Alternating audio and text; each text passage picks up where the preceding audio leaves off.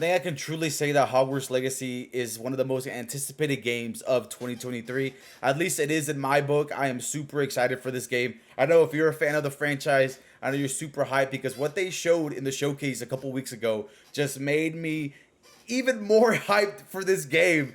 And I'm trying to not get overly hyped for a game. It's hard not to when this is literally all I've ever wanted in a Harry Potter game ever. Welcome back to the channel, guys. It's your boy Big Nuggets, and today we're just gonna be looking at some of the highlights for the showcase. So looking at the open worldness, some of the combat, and the room of requirements, which is pretty much from Fantastic Beasts. I truly love those films and the creatures and everything in there. You know, giving us a lot more of the lore and the world of Hogwarts. So super excited to dive into this, guys. Don't forget to like and subscribe because I will be playing this, covering everything I can about this game. We'll be streaming this game, uploading tons of videos. So don't forget to like and subscribe, guys. Comment your Hogwarts house, and let's get right into the video. So I just wanted to briefly touch on a subject before we continue with the video, and that is the fact that a lot of people are upset that Hogwarts Legacy is not going to be multiplayer.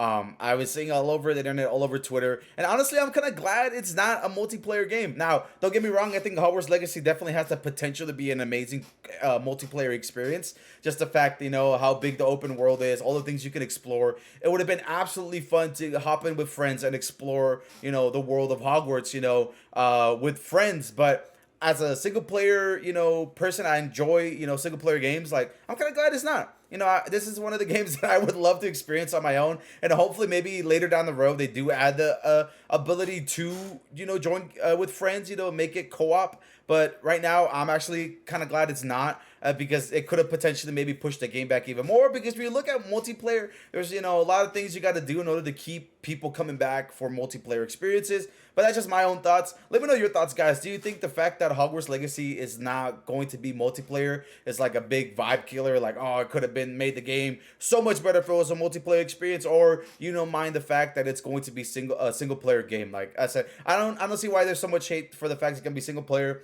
Maybe down the road they're gonna add some, but I'm still kind of glad that it's gonna be a single player experience. Let me know your thoughts, guys, and let's continue with the video. Something that we haven't done so far, and that is getting on our flying mount. We're gonna hop on our Onyx Hippogriff here. The Onyx Hippogriff is our pre-order bonus. Oh my god, there he just like pops out of the... That is absolute. It's just like the briefcase from Fantastic Beasts. Bro, the Hippogriff looks beautiful. Oh my goodness, look at that. And you can lift off into the air. And we try to Oh make sure that my god. each of those... I truly have to say, just looking at the showcase and how they showed the open worldness is beautiful. I believe the developers did say that once you get to a certain point of the story, the whole world is open. There is nothing locked through story progression. You can travel every inch of the world as soon as you get to that point in the narrative that opens up the world for you. And you have the absolute freedom to explore everything. I know they did say that there may be some areas that might be tougher with tougher opponents. You need to, you know, maybe get better spells, upgrade yourself. But just the simple fact that they are giving us everything in the beginning is awesome. That's why when I heard that the game was pushed back, definitely was a bummer because I really wanted to dive into Hogwarts Legacy as soon as possible. But saying that they're pushing it back to just give us the best game possible is absolutely amazing. And I'm hoping we can get tons of, you know, future DLC later. But man, there's so many like little icons in the game, tons of things to explore. Like, this is going to be, like, I think the longest series I'm ever going to do, or a game that I'm going to cover, just for the simple fact that I want to make sure I look at every single inch of Hogwarts Legacy, every single icon, try to discover everything that I can, because this just, look at this. Just even in early access, you know, in-game footage right now, I believe they're playing on the PS5. This just looks breathtaking. And I'm one that loves a nice, beautiful open world game. And the fact that we can go from the broomstick to the Hippogriff is just also absolutely amazing. Let me know your guys' thoughts on just the whole open worldness of Hogwarts Legacy. Now, the combat itself looks absolutely beautiful. I love the flow from spell to spell. And if you look at the bottom right a little bit, after they're done using all the unforgivable spells, which I think is crazy that they actually added all the unforgivable spells. You can rotate more than a set of 4 spells. You can see they just switched it over to another set of spells. So I believe you can have maybe about 8 is what they showcase right now.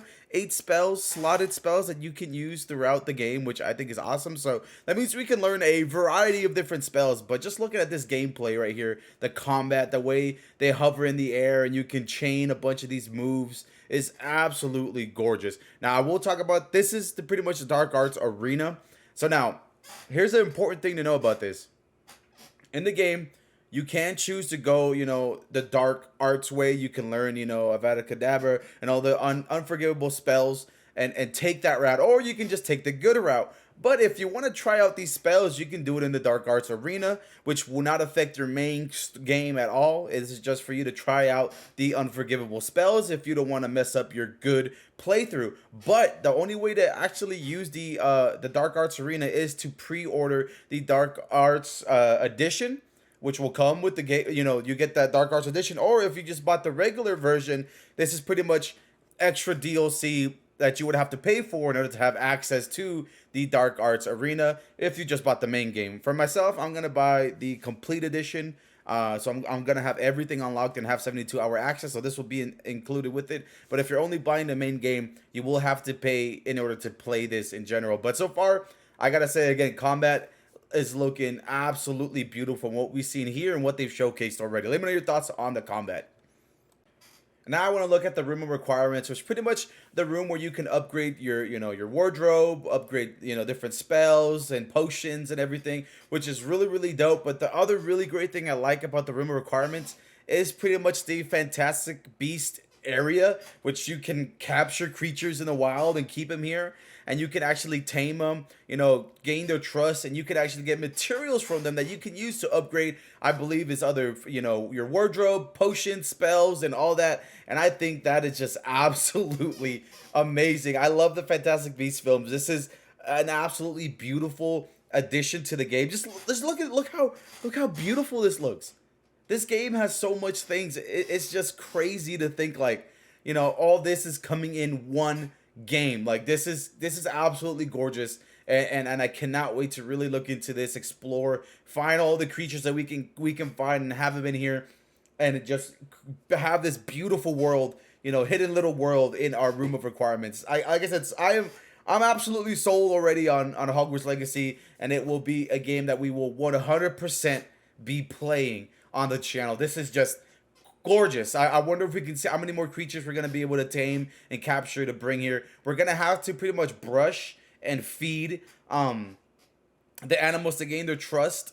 And there's going to be I guess we can decorate certain stuff around as well. It's going to give us the ability to, add different, structures and different things for the creatures to make them feel comfortable and at home. So again, absolutely gorgeous. And I absolutely love this. This looks absolutely incredible. And with that being said, guys, from what we've seen so far from the showcase and everything, I am 100% hyped and excited for Hogwarts Legacy. I think they're really gonna come through this time. Just looking at everything that they're adding and all the pushbacks, I really feel like they're gonna come through. February of 2023 is the projected release date of this game. That's what they said now is officially. Hopefully no more pushbacks.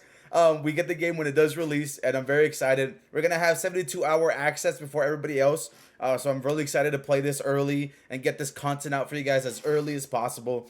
So don't forget to like and subscribe, guys, for more Hogwarts Legacy content. Like I said, we're going to really be diving into this game once it's full release next month, so super excited. Let me know your thoughts. Shout out if you're a Hogwarts fan or you love the Hogwarts franchise. Comment below, guys, because we're going to get real crazy in here when it comes to Hogwarts, guys. So thank you for the love, and I'll see you guys in the next video.